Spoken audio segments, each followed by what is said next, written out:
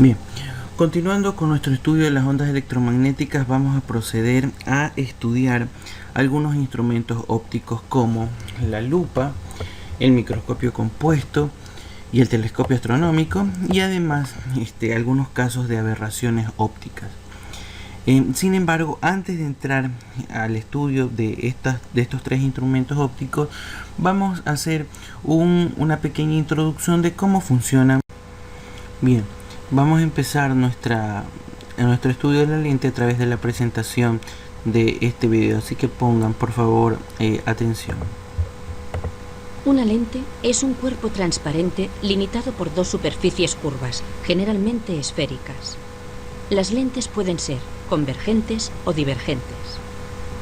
Las lentes convergentes son más gruesas en el centro que en los bordes y tienden a unir los rayos que las atraviesan. En una lente, cualquier rayo que pasa por su centro óptico la atraviesa sin desviarse. Cuando un rayo luminoso pasa por un punto llamado foco-objeto, sale de la lente paralelo al eje principal. Si un rayo es paralelo al eje principal, se refracta pasando por un punto que recibe el nombre de foco-imagen. En las lentes convergentes, los rayos luminosos que se reflejan en un objeto la atraviesan hasta converger en un punto detrás de la lente. La imagen que se forma es real e invertida, salvo cuando el objeto se ubica entre el foco y la lente. En este caso, los rayos no interseccionan, sino que son sus prolongaciones las que se cortan delante de la lente, formando una imagen virtual y derecha. Las lentes divergentes son más gruesas en el borde que en el centro y tienden a separar los rayos. En este tipo de lentes, la imagen formada es siempre derecha y virtual.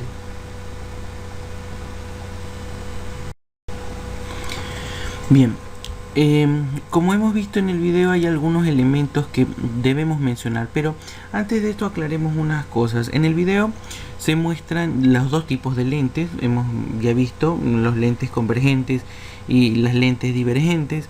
Sin embargo, el programa se limita exclusivamente al estudio de las lentes convergentes, o también llamadas lentes convexas. Así que son en esas en las que vamos a centrar nuestro estudio. Cuando hablamos de lentes de manera general, sea esta convergente o divergente, siempre hablamos nosotros de un foco principal. Puesto que la luz puede pasar a través de una lente en cualquier dirección, entonces existirían dos puntos focales para cada lente. Así, si la luz proviene de izquierda a derecha, aquí nosotros vamos a tener un foco, que lo estamos representando aquí de amarillo, o puede ser otra forma. Si la luz proviene de derecha a izquierda, estaríamos en presencia de otro foco. El foco estaría del lado izquierdo. ¿Qué características tienen los focos? Que es hacia ese punto donde convergen todos los rayos de luz. Dese cuenta, todos los rayos paralelos al eje. El eje es esto que está aquí, lo que estoy sombreando. Todos los rayos paralelos al eje siempre van a converger hacia el foco. Esa es la característica que tiene el foco, sea el foco principal o el foco secundario. Se llama foco principal aquel que se encuentra del otro lado de donde se encuentra el objeto, y viceversa, el secundario del lado de donde se encuentra el objeto. Aquí se muestra el punto focal principal F, ¿sí? Y la F amarilla, esta que está acá, vendría a ser el otro foco, ¿verdad? Bien, el primer punto focal es el foco F en el mismo lado de la lente que la luz incidente, es decir, estaríamos hablando de este de aquí. Este sería el primer foco. El segundo punto focal es el foco F en el lado opuesto a la luz incidente. ¿Ok? Vuelvo, insisto, estamos analizando las lentes convergentes o lentes convexas. Las lentes divergentes no forman parte de nuestro. Bien, vamos a crear un procedimiento para construir imágenes de una lente convergente. Y para esto tenemos que tener claro cómo vamos a construir los rayos. Empezaremos por el rayo 1. Un rayo paralelo al eje de la lente pasa a través del segundo foco de una lente convergente. Aquí tenemos nuestra lente convergente. Tenemos nuestro eje principal, tenemos nuestro objeto del cual hemos de crear una imagen, tenemos nuestro foco, nuestro segundo foco, y va la construcción del rayo. El rayo paralelo al eje de la lente pasa a través del segundo foco de una lente convergente. Vamos al segundo. Un rayo que pasa a través del primer punto focal de una lente convergente se refracta paralelo al eje de la lente. Aquí lo tenemos. Ya teníamos el rayo 1. Vamos al segundo. Tenemos el objeto y un rayo que pasa a través del primer punto focal. Este era el primer punto focal de una lente convergente. Trazamos el rayo hasta ingresar a la lente, y luego continuamos siguiendo una trayectoria paralela al eje de la lente, ¿sí? Dese cuenta que con el primer rayo y con el segundo automáticamente ya tenemos nosotros formada nuestra imagen en nuestra lente convergente. Sin embargo, tenemos un rayo más que vamos a utilizar. Este rayo 3 es un rayo que pasa por el centro de cualquier lente continua en línea recta, ¿sí? La reflexión en la primera superficie se equilibra con la reflexión en la segunda superficie. Aquí lo tenemos, miren. Arrancamos desde la punta del objeto y va en línea recta atravesando el centro de la lente, ¿sí? Sin cambiar su trayectoria. Y obviamente debe de coincidir con la intersección de los dos primeros rayos. Insisto, basta con 2 rayos para tener nosotros ya formada nuestra imagen. El tercero simplemente nos ayuda a confirmar el resultado final. Ok, dado entonces la metodología para trazar estos 3 rayos característicos, vamos a determinar un procedimiento para la construcción de imágenes. Lo primero que vamos a hacer es dibujar una flecha para representar la ubicación del objeto. Ese es el primer paso para construir una imagen. El segundo paso, dibujamos 2 rayos desde la punta de la flecha. ¿Por qué 2? Porque con 2 va a ser lo mínimo necesario como para encontrar la intersección de 2 de estos rayos que determinarán finalmente la ubicación de la imagen, ya que esta imagen está donde se cruzan las líneas. Y aquí tenemos un ejemplo, ¿no? Dese cuenta, tenemos el objeto representado con una flecha y hemos aquí graficado los 3 rayos, ¿no? El primero paralelo y converge al segundo punto focal. El otro va directo pasando por el centro, no cambia su trayectoria, y el otro atraviesa el primer punto focal y cuando llega a la lente sale paralelo. Todos deben intersectar en un mismo punto y ese va a ser el extremo de la imagen. Siempre cuando formamos una imagen tenemos que identificar algunas cosas. Por ejemplo, si la imagen es derecha o es invertida. En este caso, tal cual como está aquí, la imagen es invertida. Otra cosa que debemos identificar es que si la imagen es real o es virtual. Más adelante hablaremos en detalle de esto, pero nos adelantamos. Si la imagen se forma del mismo lado que el objeto, vamos a decir que esa es una imagen virtual. En este caso, la imagen se está formando del otro lado de donde se encuentra el objeto, por lo tanto, es una imagen real. Las imágenes reales siempre están en el lado opuesto donde se ubica el objeto, lo que acabamos de mencionar. Las imágenes virtuales siempre están en el mismo lado. Y otra cosa que debemos identificar es si la imagen es alargada, reducida o está del mismo tamaño. Entonces hay unas series de combinaciones de las diferentes ubicaciones que puede tomar el objeto y por ende de las diferentes imágenes que pueda formar. Y empezaremos con la primera. ¿Qué sucede si un objeto se encuentra a una distancia mayor a 2 veces la distancia focal? ¿Dónde va a recaer la imagen de este objeto? Pues seguimos el procedimiento que hemos establecido. Construimos 2 de esos rayos. El primero paralelo al eje de simetría y una vez que llega a la lente, pues converge al punto focal.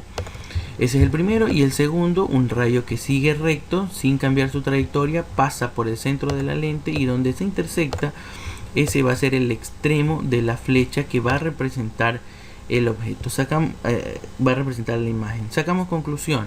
Esta imagen es real debido a que se encuentra del otro lado del objeto, es invertida y es reducida. Dese cuenta que en su tamaño es menor al objeto. ¿Okay? Aquí está lo que hemos mencionado, la imagen invertida está opuesta a la orientación del objeto, la imagen es real, esto es formada por la luz real en el lado opuesto a la ubicación del objeto, y la imagen es reducida en tamaño, esto es más pequeña que el objeto. Otra cosa que hay que identificar es que la imagen se está ubicando entre F y 2F, dése cuenta, está aquí, entre F y 2F. Vamos estudiando otro caso. ¿Qué sucede si el objeto se encuentra justamente ubicado en una distancia equivalente a 2 veces la distancia focal? Construimos los rayos respectivos, ahí tenemos los dos, y donde cae la imagen justamente cae del otro lado, justamente a una distancia equivalente a 2 veces la distancia focal, ¿sí? Pero del segundo foco. Esta imagen es real, invertida y del mismo tamaño, ¿sí? Lo que hemos hablado. La imagen se ubica en 2F, pero en el otro lado. Esto ya lo mencionamos, ¿no? Vamos con otra opción. Que el objeto se encuentre en una distancia comprendida entre la distancia focal y 2 veces la distancia focal. Entonces empezamos nuestra construcción de rayos y nos damos cuenta dónde caemos. Nos caemos en una ubicación que está más allá de 2 veces la distancia focal. La imagen es real, es invertida y es alargada, ¿sí? Bien, ¿qué sucede cuando el objeto se encuentra en el foco? Cuando el objeto se encuentra en el foco, la imagen que se forma está en el infinito, ¿sí? No se cruzan los rayos, ¿sí? Por lo tanto, diremos que la imagen está en el infinito, y este concepto de infinito es algo importante. La imagen en el infinito es una imagen que se forma cuando el ojo no se encuentra sometido a un esfuerzo considerable, es decir, en un estado de relajación normal logra capturar una imagen. Es importante tener en cuenta este concepto de las imágenes formadas en el infinito. ¿Qué sucede cuando el objeto se encuentra en una distancia comprendida entre la distancia focal y la lente? Formamos los rayos y nos damos cuenta que nuestra imagen se forma del mismo lado en que se encuentra el objeto. Eso es una imagen virtual. Es derecha, no es invertida, y es alargada, es decir, hay un aumento de por medio, ¿sí? Bien, vamos a ingresar ahora a una parte ya más analítica. Una vez que ya hemos podido determinar dónde se encuentran nuestras imágenes, vamos a numéricamente definir, por ejemplo, a cuánta distancia se encuentra un objeto, a cuánta distancia se encuentra la imagen, cuánto es la magnificación de manera general. Para esto nos valemos de esta ecuación que tenemos aquí, la ecuación de las lentes, ¿sí?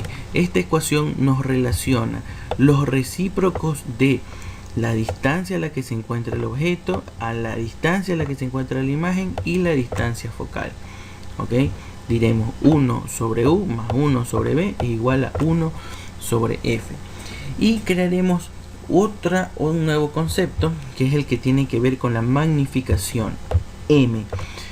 La magnificación M es una relación existente entre la altura que se obtiene de la imagen, ¿sí?, versus la altura que se tiene del objeto. Entonces, en otras palabras, cuánto se ha aumentado la magnitud del objeto producto de la amplificación al pasar por la lente. Y esto es igual a menos VU. Identificamos que es U y que es V. U es la distancia a la que se encuentra un objeto de la lente. Y que es V es una distancia a la que se encuentra la imagen de la lente. ¿Ok? Bien. Para utilizar los signos vamos a establecer una convención y vamos a decir lo siguiente: las distancias al objeto U y la imagen V son positivas para imágenes reales y negativas para virtuales. Es decir, cuando utilicemos esta fórmula que está aquí, si nosotros estamos en presencia de una imagen virtual, ojo con el signo de V porque va a ser negativo. La altura de imagen HI y la amplificación M son positivas para imágenes que son derechas, ¿sí? Si la imagen está invertida, entonces M va a ser negativa, Entonces, ojo con eso, ¿no? La distancia focal es positiva para lentes o espejos convergentes. Entonces, eso, el signo de la distancia focal es algo que nunca va a cambiar, siempre va a ser positiva. Resumiendo todos los casos que hemos visto, aquí tenemos esta imagen, ¿no? Esta imagen condensa todos los casos que acabamos de ver.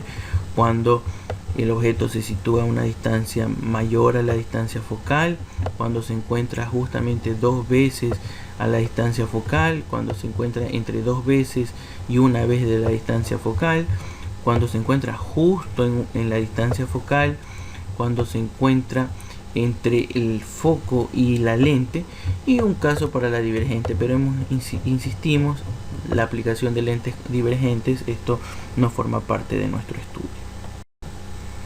Bien, ahora sí, con esta introducción podemos entonces tocar el tema de la lupa. La lupa pues es un instrumento óptico que consta de una lente convergente de corta distancia focal que desvía la luz incidente de modo que se forma una imagen virtual ampliada del objeto por detrás de uno.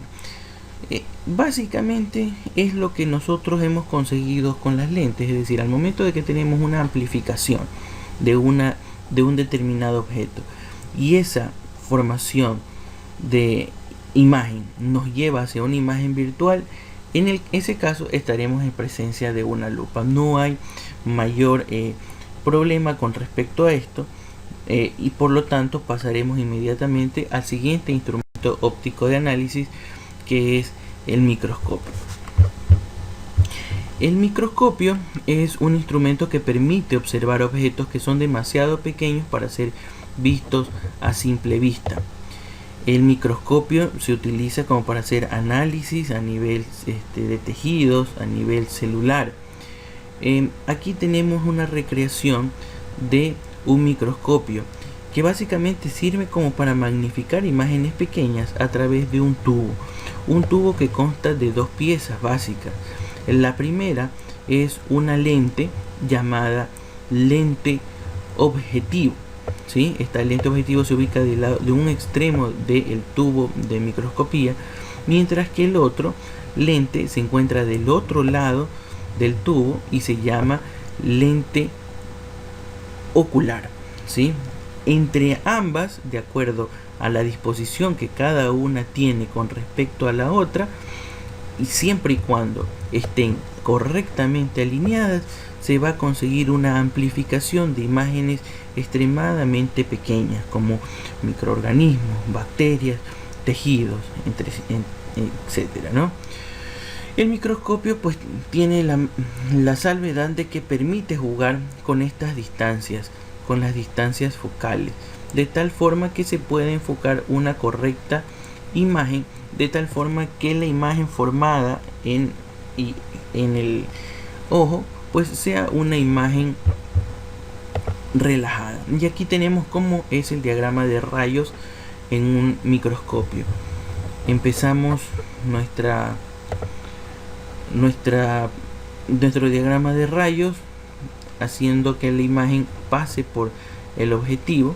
El objetivo forma una imagen y esta imagen viene a constituir el objeto de la segunda lente. La segunda lente, hemos dicho, era una lente convergente con una mayor distancia focal, ¿no es verdad? Entonces esta lente a su vez va a ajustarse de tal forma que la imagen que se forma sea relajada y luego se va a obtener una imagen producto de la presentación de este objeto, ¿no?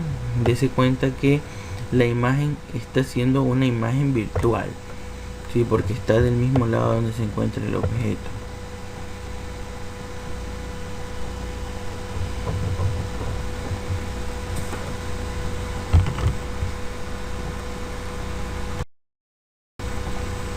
Aquí tenemos un resumen de la imagen que se forma.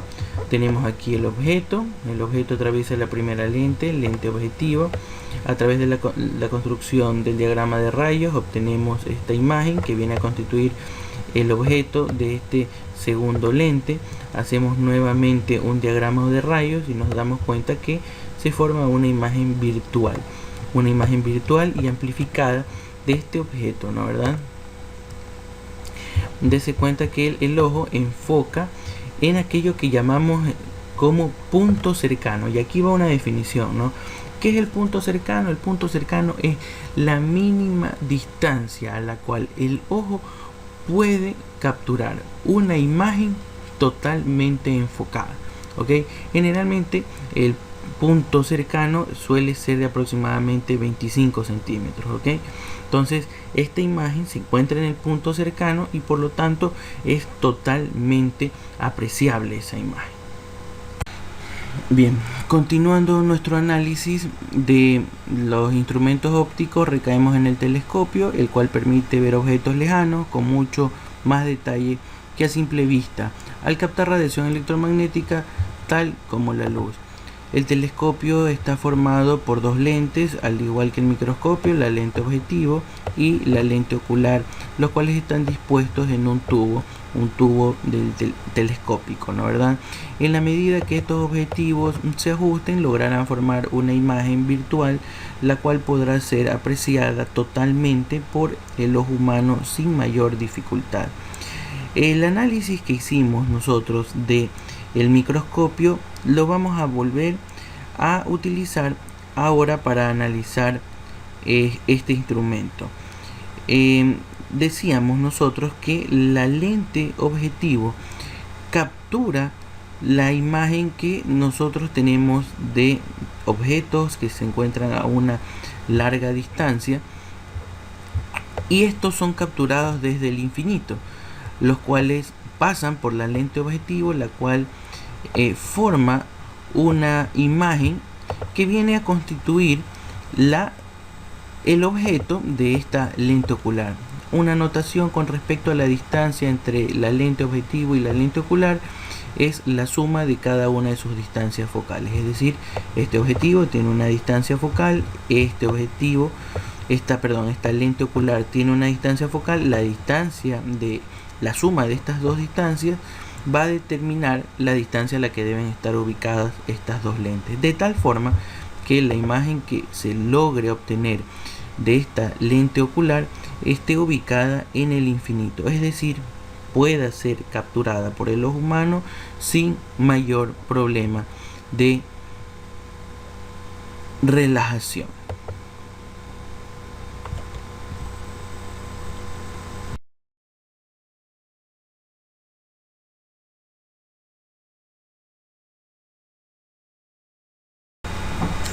Tal cual como lo hicimos como en el microscopio, mostramos un esquemático de el diagrama de rayos que tiene lugar, ¿no?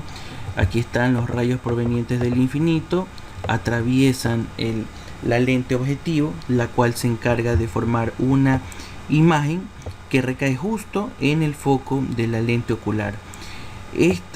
El hecho de que esto recaiga justo en el foco da paso a que la imagen que se forme sea una imagen virtual que esté ubicada en el infinito. Dese cuenta que la separación de las dos lentes es la suma de cada una de las distancias focales. Para finalizar esta parte, hablaremos sobre las aberraciones, que son malformaciones de imágenes debido a la naturaleza de la luz, primero, y segundo, a la naturaleza de las lentes. Arrancaremos con la aberración cromática, el cual es un término usado para describir el hecho de que los rayos de diferente coloración que inciden sobre la lente convergen ligeramente sobre diferentes puntos focales de esta lente. Aquí pues se ve que el índice de refracción del material usado para construir la lente difiere según las frecuencias de la luz, y como la luz está conformada por diferentes frecuencias, entonces vamos a tener diferentes puntos sobre los cuales estaría convergiendo la luz. Lo que acabamos de mencionar lo vemos aquí en la animación. Dese cuenta como existen básicamente tres regiones mayormente pobladas. Esta sección donde están convergiendo los rayos violeta estos los rayos rojos, y pudiéramos mejorar esto en la medida de que en el centro procuremos establecer un punto como el mejor foco posible. Una manera de ayudar a eliminar esta aberración cromática sería el hecho de limar la lente, de tal forma que reducimos el área de incidencia de las diferentes componentes espectrales y logramos que los puntos, los rayos converjan en un foco, en el mejor foco posible. Luego tenemos la aberración esférica. La aberración esférica, en cambio, es un término usado para describir el hecho de que los rayos que inciden sobre las regiones externas de una lente esférica convergen ligeramente sobre diferentes puntos focales, algo similar a lo que ocurría con la aberración cromática, a diferencia de aquellos de regiones internas de la misma lente, ¿sí? Es decir, este efecto se produce mucho más en las regiones externas de la lente más que en las regiones internas. Existen mecanismos para reducir este efecto. Lo que acabamos de mencionar lo vemos en la animación. Dese cuenta cómo se pueden apreciar diferentes puntos focales. Aquí hay uno, aquí hay otro, hasta acá inclusive, y esto se logra eliminar a través de la limación de las regiones externas de la lente. El alterar la forma de la lente hasta corregir el defecto es un mecanismo. Las lentes no necesariamente son de forma esférica, sin embargo la forma que toman las lentes depende de la lejanía de los objetos. Reducir la apertura, es decir, deshabilitar las secciones externas de la lente bloqueando el paso de la luz, es una desventaja y una ventaja al mismo tiempo. En cuanto a la desventaja, es que es una alternativa de solución, pero lamentablemente reduce la cantidad total de luz que pudiera estar incidiendo sobre la lente, y además que pudiera aumentar los efectos difractivos de la luz. Bien, eso es todo con respecto a las aberraciones, y hemos cerrado esta segunda parte de esta opción de teoría electromagnética.